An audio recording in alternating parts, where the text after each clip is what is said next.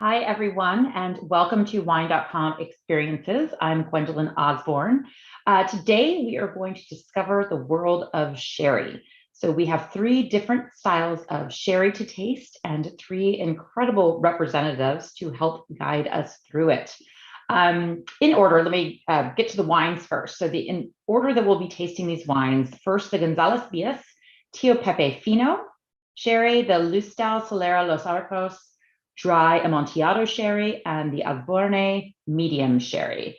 And so if you purchase this trio ahead of time from Wine.com, now is the time to make sure you get those bottles open and pour them each in a glass. One tip, the Teo Pepe, the Fino, is best served well chilled, while the other two are best served slightly chilled. If you don't have the wines, this trio is available still at Wine.com. And of course, this video lives on our Wine.com YouTube channel. Just a little intro to sherry before we get started. Sherry is a fortified wine that is made in a very special region called Jerez in southwest Spain. One of the things that makes sherry so interesting and unique is that the flavors that we know and associate with the wine don't really come from the grape varieties used, but more from the fermentation and aging process, both how it's made and where it is aged. So that's kind of what makes it so unique. It produces some of the most distinctive and flavorful wines. And these different styles of sherry come about based on how sherry is classified during or after fermentation, and also how it is aged. And of course, our guests are going to have a lot more information to help us understand the process and these different styles. So let us introduce our guests from three of the most esteemed sherry producers with very long family traditions and a history of quality wines. We have Vicky Gonzalez-Gordon, who is fifth generation and head of marketing at Gonzalez Bias. Welcome, Vicky. Hello, Gwendolyn. Hello. Thank you very much. We also have Jose Antonio Martinez Caballero, sixth generation of the Caballero family and owner of Lustau. Welcome, Jose. Jose Antonio. Hi. Hello. Hi, Gwendolyn. Good afternoon. We also have Valeria Morado, who is Director of Communications and Public Relations at Asborney. Hello, Gwendolyn. Hello. How are you? So glad to have all of you here to talk about sherry and just the really interesting and complex process that it goes through, and the delicious styles, so we can really introduce people to this wonderful world of sherry. So we'll just dive right in. The first wine we're going to come to would be the Teo Pepe Fino, and we're talking to Vicky, fifth generation of Gonzalez Bias. Vicky, before we kind of dive in and talk a little bit about your family and the Teo Pepe, can you, as people are getting ready to taste, can you tell us what is the best way to serve a Fino sherry? Well, to serve a Fino sherry, I recommend to use a white wine glass and to serve it chilled. Chilled, well chilled. Wonderful. And Gonzalez Bias has been around for quite some time. Give us just maybe a quick overview of the family and its place in sherry. Okay, so I'm gonna talk about three different people. First of all would be my great-great-grandfather. He was called Manuel Maria González, and with only 23 years old, in 1835, he was working in a bank house in Cádiz, and Cádiz was quite a relevant commercial port at that time. So he decided, seeing all the activity going around sherry, to start his own wine business. So in 1835, he set up his own company, invested all his money in buying 10 barrels of sherry. He exported them to England. Business went well. Next year, it was 62 barrels. In 3 years, it was over 400 barrels. Another of the relevant people I want to talk to you about is his uncle, the founder's uncle. He was called Jose Ángel y Vargas, or Uncle Joe, or as we would call him in Spain, Teo Pepe. The Teo Pepe, the Uncle Joe, was the real uncle of Manuel Maria. And Manuel Maria, this young boy, knew quite a lot about business, but not so much about wine. So he asked his uncle to help him build up his soleras, build up his wine. Those days, all the wine that was exported was mainly olorosos with higher alcohol, but in Jerez, Fino was consumed. It was a normal style to drink. So Uncle Joe helped Manuel Maria with wine for the business, but he also had his own little cellar for him to grow or to produce his Fino. This little cellar, to which he was the one to have the key, soon was known by the family and by the people working in the winery, but by the cellar of the Teo Pepe, the bodeguita del Teo Pepe, and then the wine got the name of Teo Pepe. Teo Pepe, and that is the history. The third person would be Mr. Robert Blake Diaz, or Bias. This is the second part of our name. He was, since nearly the beginning, the distributor, in London for our wines. Then he became our exclusive distributor, and some years later he became a partner of Manuel Maria. And the two families were together in business for over 150 years. And nowadays the business is still in hands of the Gonzalez family, now in 5th and 6th generation. That's wonderful. So a lot of history there with actually all of these properties and in sherry. So let's talk a little bit about Fino Sherry. There's a lot that goes into it, but can you tell us a little bit about what makes a Fino style, kind of from grape to bottle? What makes Fino unique, the process? Oh, this is that's a big question. You can go. Well, let's see. Okay, so we're starting with the Palomino grape, right? Kind of a very neutral grape variety. Yep. Sorry. Jerez really is one of the world's greatest and most complex types of wine. And if I explain sherry, I like to talk about 5 different pillars. First of them would be the soil and climate, because, well, you should know we are the south of the south. So that is south of Spain, south of Europe, very close to Africa, in a very special place between 3 towns, Jerez, Sanlúcar, and Puerto de Santa Maria, with a very special microclimate, very warm, a lot of sunshine, very hot summers, very mild winters, high humidity. So in this space, or with this climate, the soil becomes also very relevant. The soil we have here is called albariza. This is white soil, high in calcium, high in chalk content, but it's very porous. So it has a capacity to remain humidity, to maintain humidity inside, because we have these long dry summers, and also because in Jerez we cannot irrigate the vines. The albariza soil is very, very important. Okay. Yes, that is. It is. Yeah. I always, when I was learning about sherry, it was like it kind of gets almost crusty. It's like the heat makes it just this kind of crusty soil. Okay. So then we're asking for the Palomino. In Jerez, we are only allowed to use 3 varietals. First is Palomino Fino, then is Muscatel, and Pedro Jimenez. These are the 3. Most of the sherry is based in Palomino, which represent, I would say, around 90% of the total sherries. It's a small grape, quite low production, good concentration, and what is important is that from this grape we get a diversity of different styles of sherry. Great.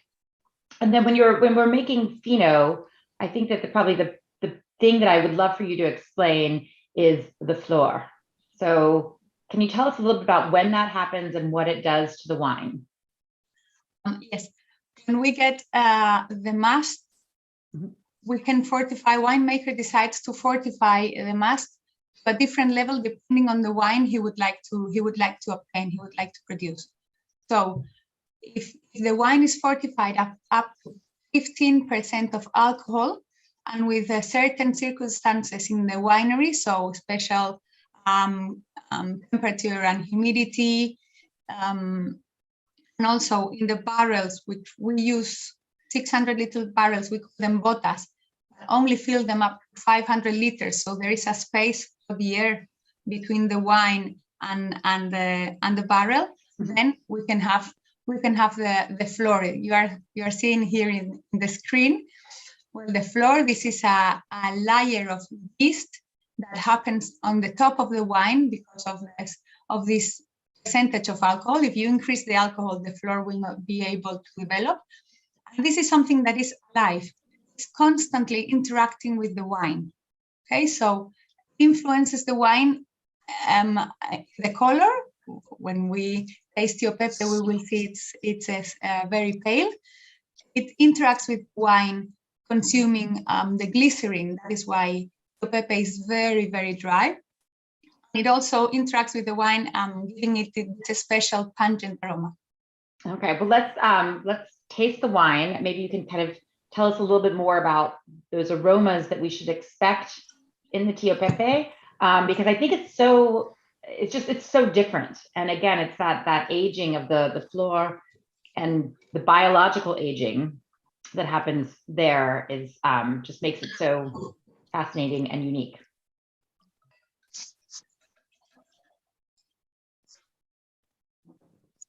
First thing that you can see is the color of the wine, because we saw this layer of yeast, this floor on the top of the barrel that stops the wine from oxidation. So the process would be if you open an apple and leave it in the air, it turns down. Well, this floor, this yeast protects the wine, makes it very, very pale. It keeps pale after being in barrel for 4 years. Wow. Okay. Okay. And those aromas? Well, this what we find is the aroma of the yeast. It's like bread. The floor produces acetaldehydes. This is that aroma, the yeast, this bread, and also the almond notes. These are very typical from the Palomino grape. That dried almonds, like an almond skin almost, kind of the almond notes going in.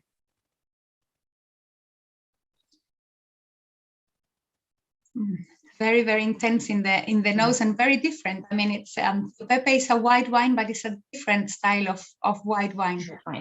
Yes, and on the palate, like you said, it is very, very dry. Yep. Go ahead.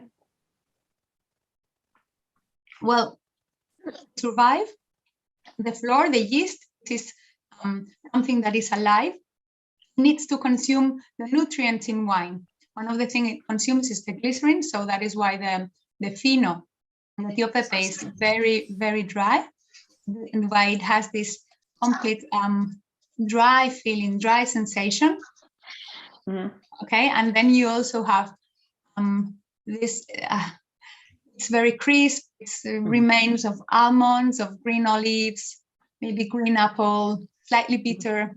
But then it's very fresh after being 4 years in oak, and it has a complex finish. It does, and it's still very fresh, and that almond note is so pronounced on the finish. It just is, and it's so delightful. It's just it's really good. I think that the smell, because it's so unique, the aromas are very different. That some people get a little bit, they're not really sure what to expect, but it just is, it's such a, I think it all comes together. It's very harmonious and refreshing as a wine. So people often wonder when to drink sherry, when you order a glass of sherry. So what is the best time to enjoy a Fino? Meaning kind of what kind of occasion or what kind of food pairings do you recommend? Well, Pepe is, as I was saying, we always call it a white wine, a special, different white wine, and it's perfect to much different types of food. It's perfect as an aperitif, as an appetizer before dinner or before lunch. Also with some olives or some crisps. Also with tapas, we drink it here in Jerez with tapas all the time, with a bit of ham, with a bit of cheese, and also with fish and seafood. With even with Japanese food like sushi or sashimi, this fresh fish. It's a great combination for Teo Pepe.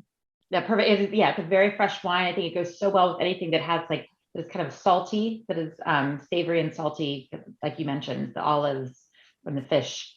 Well, thank you so much, Vicky. It was delicious and refreshing. And yes, I would have that at lunch also. It's very good. Okay, so we will be moving on to the Lustau and the Amontillado. Jose Antonio, your sixth generation of Lustau, another of the most recognized names in sherry. And you have again, this long history and tradition. Can you kind of give us a little bit of notes on that?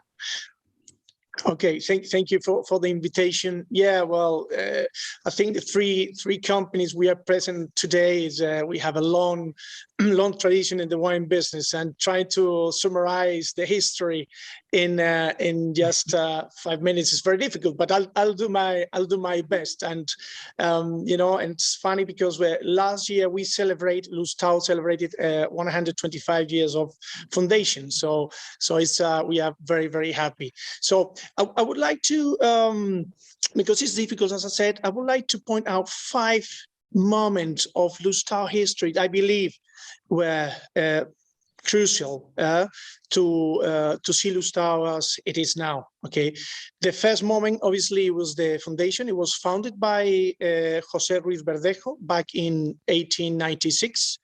Jose was a professional in law, but passionate about wine, and he was growing and producing sherry for his private consumption, and also to provide the wine for larger sherry companies.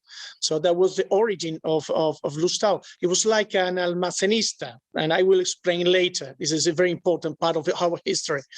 So another important moment was back in the 1940s when Jose's son-in-law incorporated the business. Emilio Lustau, it's called, and he changed the philosophy and he changed the strategy. In fact, he was just very much focused on Lustau brand. He didn't want to sell his wines to bigger and largest producers, but he wanted to expand the name Lustau. So it was key, and he started producing the wines under Lustau brand. The third important moment, it was under Rafael Valaos, our general director in the 1980s.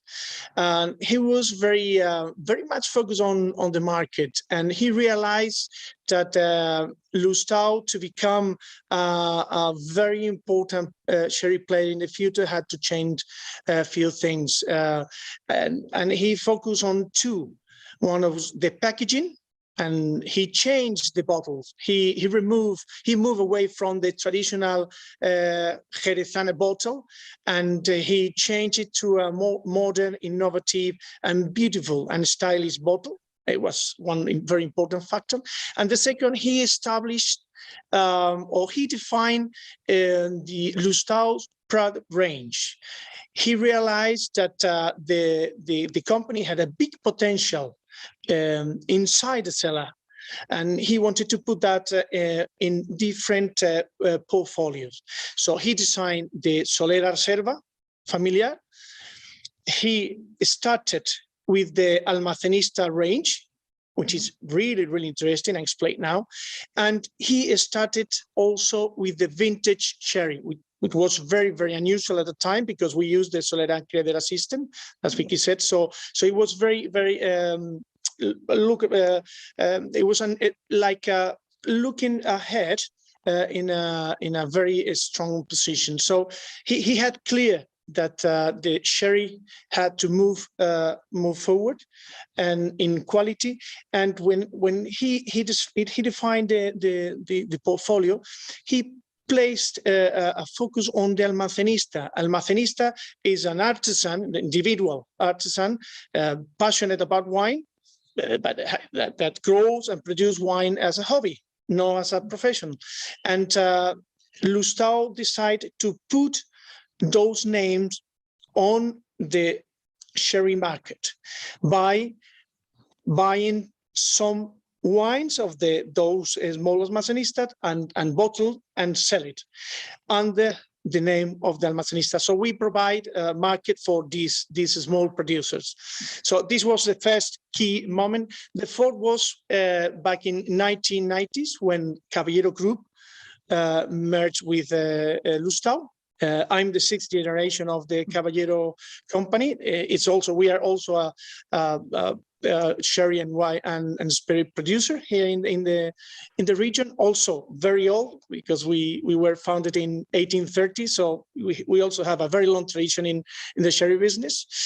And the last key factor was when we moved from our old location in the old part of Jerez to the new location. It's more modern, with a beautiful cathedral style buildings to provide the right conditions to produce top quality wines. So these are it's very briefly the five factors that make the history of Lustau of importance.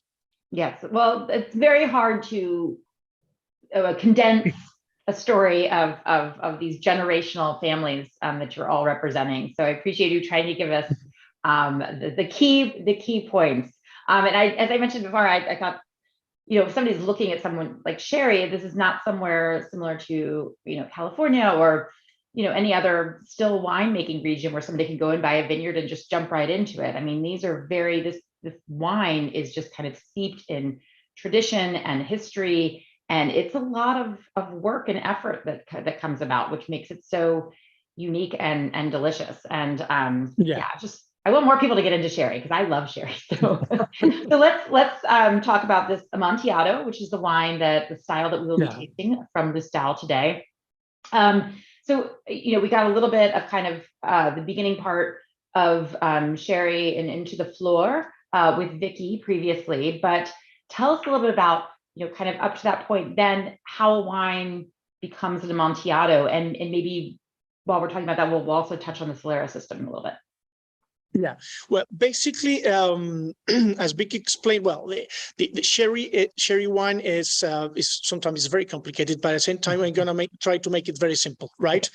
So we have two aging systems. One is biological, under the gist of flora, as Vicky explained, and the second one is oxidative, in which the wine is in contact with oxygen with no flora at all. Okay, these are the two aging systems, but there is something in between, which is the Amontillado. So the Amontillado basically is a Fino Manzanilla that starts as a Fino Manzanilla with the flor on top of the wine, protecting from oxidation. But after a period of time, that flor dies out naturally or artificially, and the other part of the aging process is in contact with oxygen. Okay, so it gets both parts. I mean, the palest and the delicacy of the Fino Manzanilla, and the complexity depth of the oxidative aging. It's a very, very complex wine. It's a fantastic wine, because it gives you actually you are in the root of sherry, and this is a key wine to really understand the biological and aging process. Yeah, because you kind of put them together, and as Vicky mentioned, the flor dies once the alcohol is above 15%, but to be able to take a little bit of that biological aging, but then add the oxidative process is absolutely wonderful. If you could also touch a little bit on the wine in the Solera system. And I know we had some images of the barrels. You have barrels behind you, but the Solera system is the rows of barrels as a wine goes through. Yeah. Actually, the Solera system is the very important aging system for us. It's a system in which we don't have vintages, because basically the basic of this system is trying to provide the same quality and the same style and consistency every year, because what we do is we are blending old wines with young wines. Okay, basically what we call the Solera, we have the Solera and Criadera. Okay, the Solera is that part of the system in which the wine is finished. It's the oldest wine, and the wine is ready to be bottled. Okay, we can only from each barrel we can only withdraw 1/3 of the quantity of the amount of that bottle, so of that barrel. So basically, what we do is we withdraw that 1/3 of that barrel from the Solera, and we replace immediately with 1/3 of the Fes Criadera. The Fes Criadera is a wine that is a bit younger than the Solera, but not too young, because it will spoil the age of the Solera. And we keep doing that in the second Criadera and the third Criadera. So we are blending old wines with younger wines in order to maintain the quality and the style of the wine. Right, and the criaderos are like rows, I guess. And if somebody's trying to kind of think of that, it's like you add a little bit from this row, and then a little bit from this row, and a little bit from this row, until the bottom row goes into the bottle. So exactly, yeah. And it kind of keeps the consistency of the style. Yeah. All right, well, let's taste the Amontillado. I love Amontillado. I mean, I like all sherry, but the Amontillado, and kind of give us an idea of, as we're getting the aromas and then as we taste it, what are we recognizing here that might be coming from the flor, the biological, versus those flavors we might be getting from the oxidative process? Well, basically, the first thing that we have to look is the color. Okay, it's not as pale as the Fino, because obviously has been oxidized, but it's not as dark as an Oloroso. Okay, so basically, I would say it's an amber color. It's a beautiful, bright color, but on the nose we perceive. It still remains some aromas of flor. It's pungent. It's very delicate. Okay, on the notes. But also we get the aromas of hazelnuts and wood and oxidation, of course, in the nose. Yeah, very complex. Almond. Almond, hazelnut. I would say some a bit of orange touch.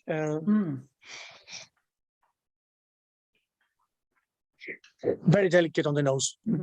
Yeah, almost like an orange peel. Yeah. That's beautiful. And the palate.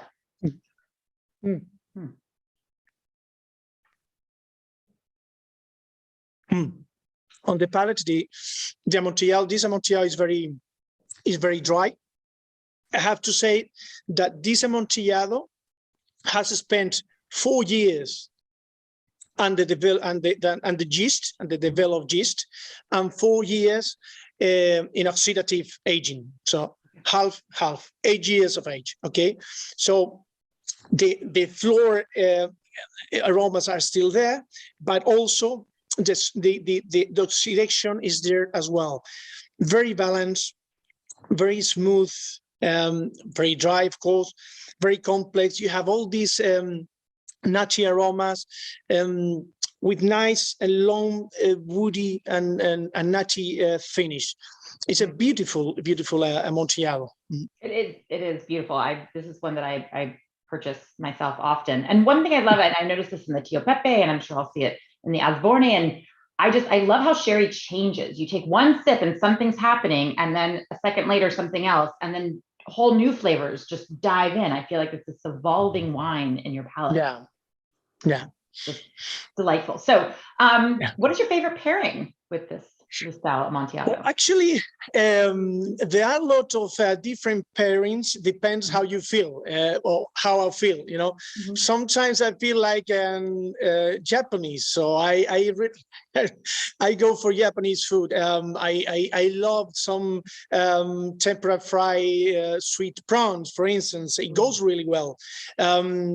Sometimes I feel like Indian, some chicken tikka masala.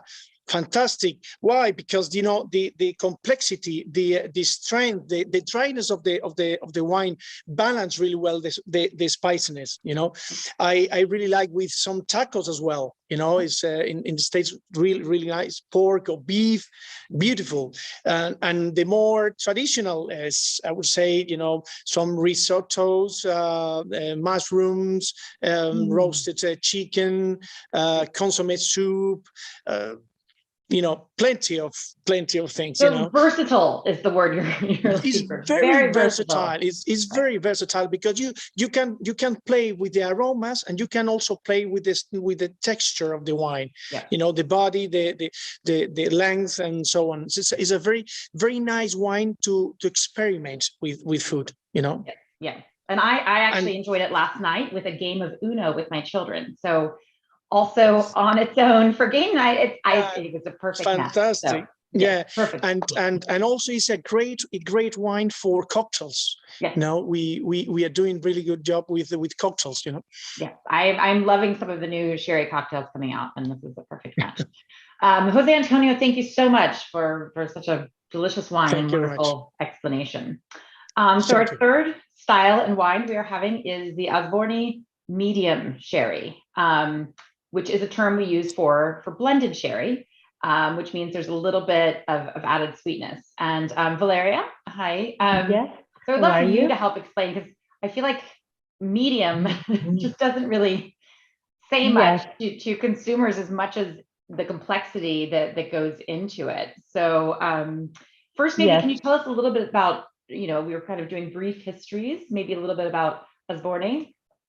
Yes, as you may know, Asborney family is a very long and traditional winery. As Jose Antonio was saying, we are three of us here speaking about our wineries, and there are long history behind them.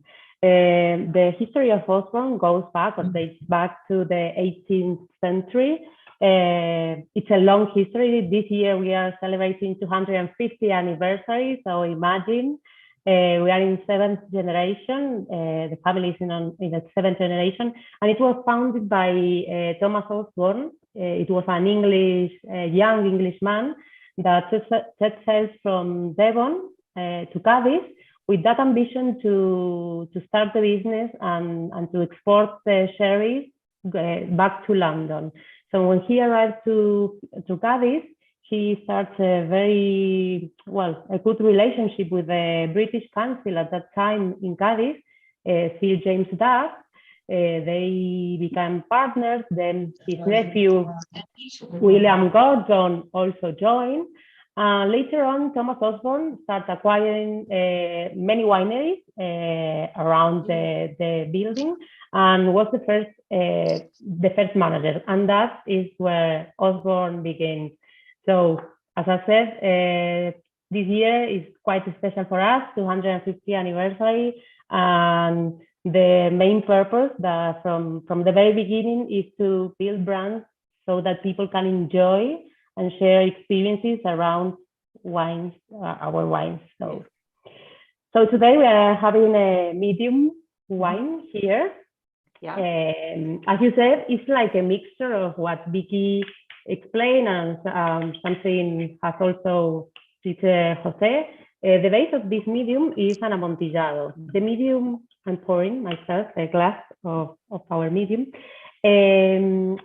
Are combined. I mean, we call it, or the Consejo Regulador call it fortified or liquored wines, because they combine or they blend natural dry sherries with sweet wines. In this case, we have 95% of an amontillado as the base, and 5% of a PX, a Pedro Jimenez. Okay, so is the PX, the Pedro Jimenez, which is the other grape, which is known for being a very sweet grape, is this completely fermented wine that then you blend into the Amontillado, or is it an unfermented must? No, it's unfermented must that we mix with this Amontillado. Okay, so what fundamentally defines the character of a medium is the degree of its sweetness. There is some certain levels of sugar in the wine.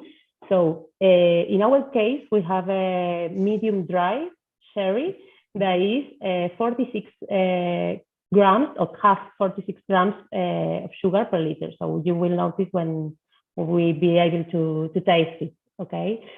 So at the end, we have a wine that we like to say that it's very attractive for those who want to start in the category, because that small amount of pH gives it a balance and the sweetness that makes it very pleasant to drink. Okay, because the other two are very, very dry, which many people do enjoy. But if someone is just beginning to try sherry, maybe this kind of softens the the strength of the others. And so just to maybe you can help us also understand a little bit about blended sherry. So when we call it blended, that means there's added sweetness. And could you tell us about the three styles? So when you sweeten a Fino, sweeten Amontillado, sweeten what those names each are and represent? Yes, you have, I mean, in the categories of sherry, you have from the very dry, that is the Fino and Manzanilla, till the PX or Pedro Jimenez, that is the sweetest wine within. And in the middle, you have the medium sherry, that's the Consejo Regulador called blending or liquor wine, and also the cream that you probably have heard. The cream ones are those that have more than 115 grams per sugar per liter. And are those usually oloroso, or can you have a cream with Amontillado also? The base could be either Finos, Amontillados, olorosos. So the base of the liquor or the medium wines are the dry ones. Okay. Well, let's taste this and maybe kind of tell us a little bit about what we're getting in those aromas that kind of say Amontillado, but also the PX that comes through. Yes. Well, as you see, the color is quite clear, brilliant color. Is amber. And in the nose, I noticed like an extraordinary nose, quite elegant, with a mixture of varnish, toast, oak, also quite nutty, and you can infer that you can start feeling some cocoa or some notes of caramel that gives you the idea of it's going to be probably a sweet wine, but although we are speaking about a medium dry wine.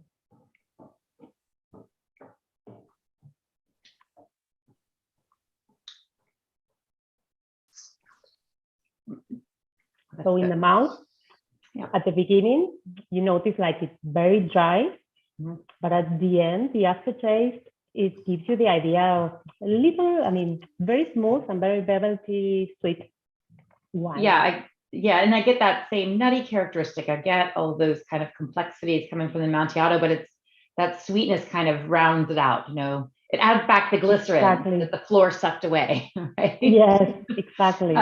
Something along those lines. So that's just really pretty. And it's, I guess, softer is the word I keep coming back to. Yes, it's really pleasant to drink.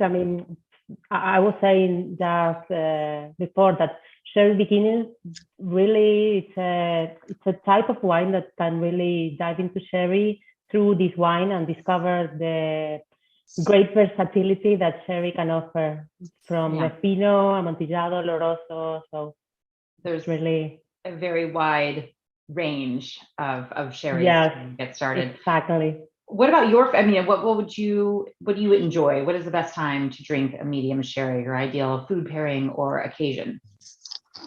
Well, as I said, probably it's very good to enjoy in a white glass, in a white wine glass, and also you can have it with some ice, like on the rocks, as an aperitif as well.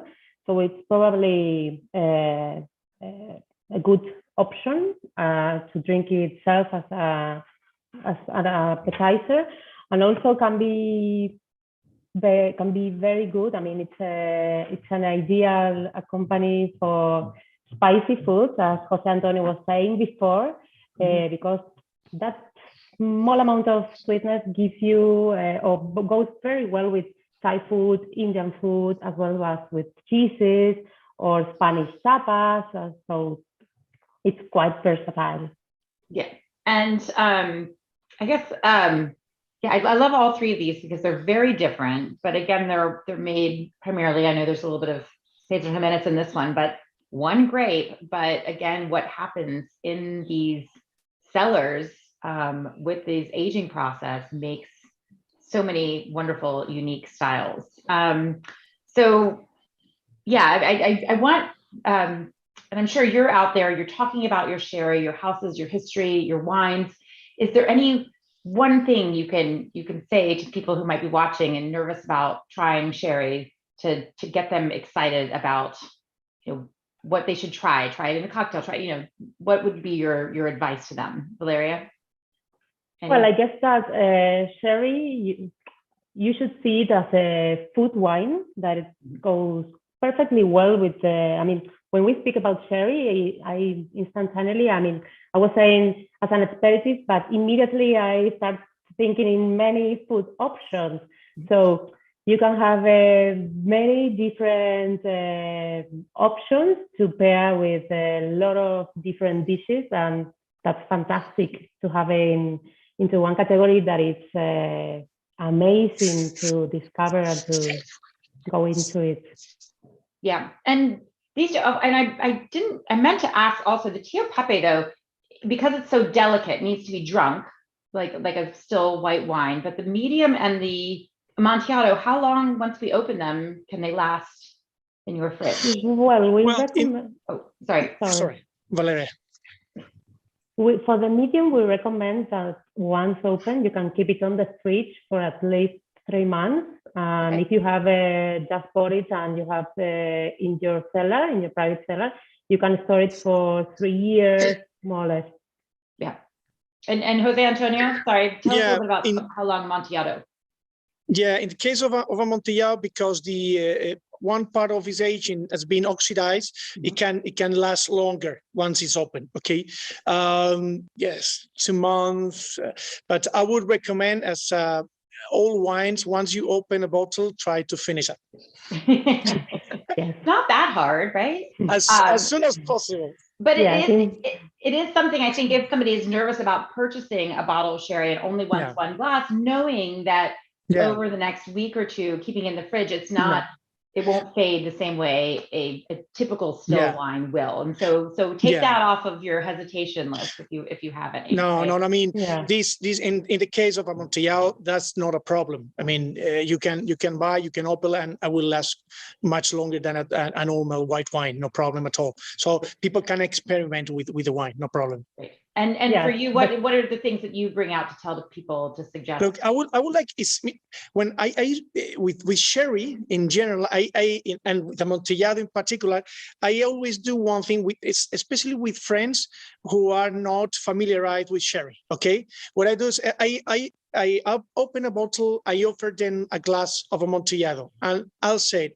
okay, tell me what you drink with this. What do you do with that? What type of food would go for you? And some people are this wine is fantastic with cheese. Great. No, but not cheese. But I believe this, just the truffles or smoke fish. Okay, fantastic. Because each of us has different palates, and because this wine is so versatile, that I don't like to stick to particular pairing.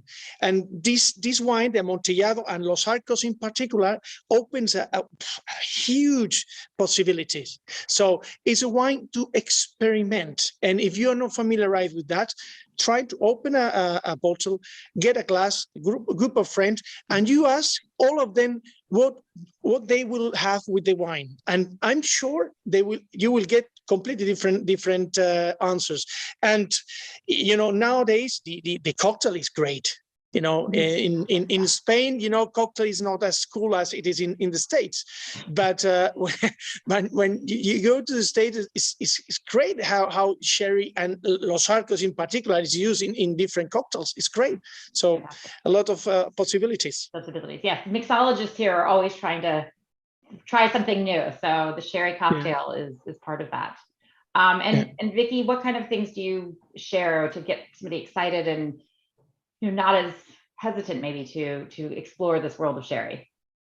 Well, as my colleagues were saying, sherry has huge diversity. And what I would like people to do is I would like to invite them to experience a whole dinner with sherry. So perhaps start with a cocktail and then move to some aperitifs with Fino, Teo Pepe, and then go and try different foods with some other of the sherry styles to finish again with a different cocktail, with an aperitif.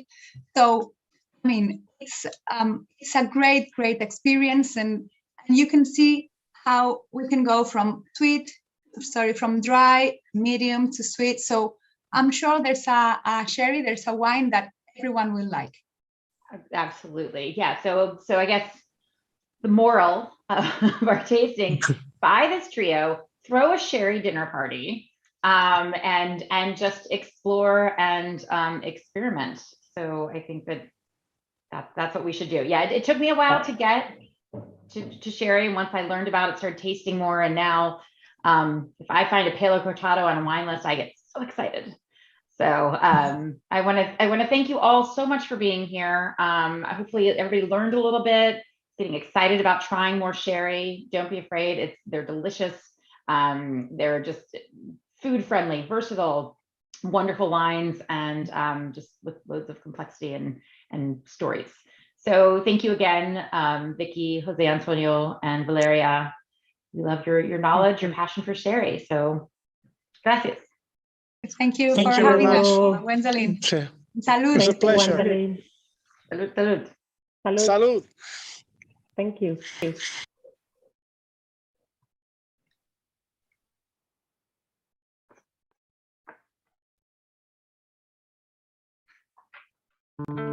It's both a science and a form of high art.